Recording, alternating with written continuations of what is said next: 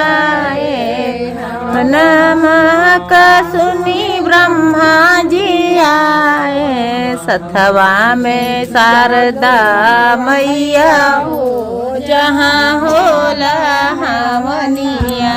जागल धरतिया के भाग हो, होला हवनिया। हवन महक सुनी विष्णु जी आए, हवन महक सुनी विष्णु जी आए। सथवा में आए लक्ष्मी मैया हो, होला हवनिया। सथवा में आए लक्ष्मी मैया हो, होला हवनिया। जागल धरतिया की भाग्य हो, होला हवनिया। हवन महक सुनी भोले जी आए, हवन महक सुनी भोले जी आए। संगवा में गौरा मैया हो, जहाँ होले हवनिया।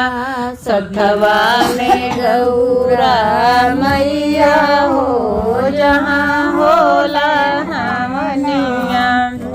अगल धरतिया के भाग हो, जहाँ होले हवनिया।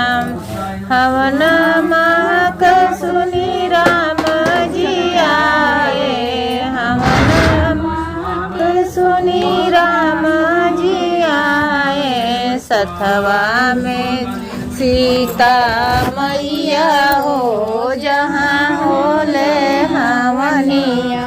सथवा में सीता मैया हो, जहाँ होले हवनिया। जागल धरतिया की भाग हो, जहाँ होले हवनिया। हवन महक सुनी कृष्णा जी आए, हवन महक सुनी कृष्णा जी आए। सथवा में राधा मैया हो, जहाँ होला हवनिया। सथवा में राधा मैया हो, जहाँ होला हवनिया। जागल धरतिया के भाग हो, जहाँ होला हवनिया। हवन महक सुनी गणपति जी आए, हवन महक सुनी गणपति जी आए। सथवा में रिद्धि सिद्धि मैया हो, होला हवनिया।